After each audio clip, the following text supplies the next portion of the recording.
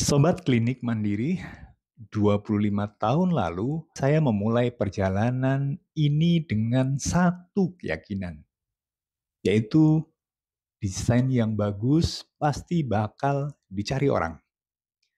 Maka lulus kuliah, saya bilang ke diri sendiri, saya ingin jadi arsitek, saya nggak ingin jadi kontraktor. Saya berpikir dengan menggambar ruang yang estetik, kemudian fungsional, bahkan punya nilai atau value yang filosofis, maka orang akan datang sendiri.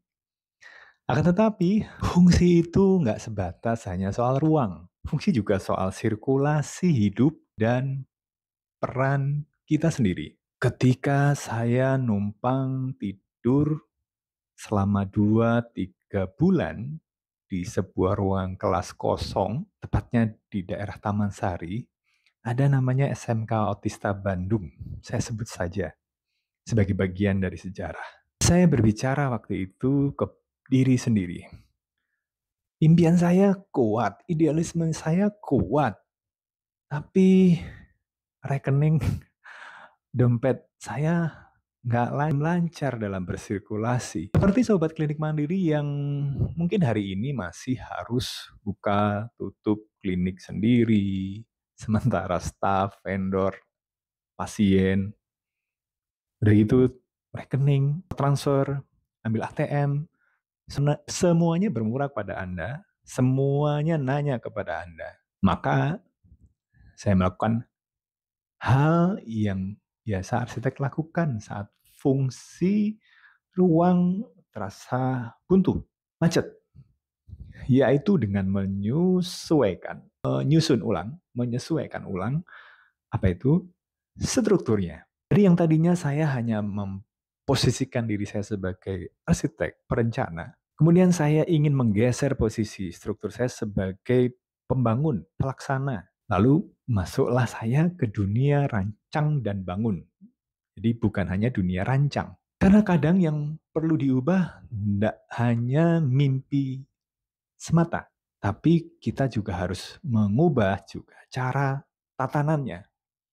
Saya garis bawahi kembali bahwa tidak cukup hanya mengubah mimpi, tapi juga perlu mengubah tatanan, cara menata. Hari ini posisi saya di Gria Elisa, anak usaha dari klinik Elisa. Di sini saya tidak hanya menata bangunan demi bangunan atau ruang demi ruang, akan tetapi saya juga belajar berupaya menata sistem, arah, dan menata persepsi agar ruang hidup di tempat ini, di Gria Elisa ini bisa membantu meringankan calon pemiliknya.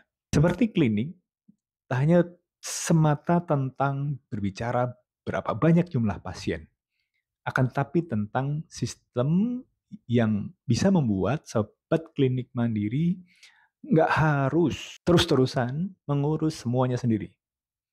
Apabila sobat klinik mandiri juga pernah merasa bahwa situasinya seperti cerita saya tadi, bahkan lebih dari itu mungkin merasa buntu, ingat aja, saya juga pernah berada di sana. Dan saya percaya, bukan dengan meninggalkan impian, bukan dengan meninggalkan idealisme, akan tetapi dengan menata ulang strukturnya.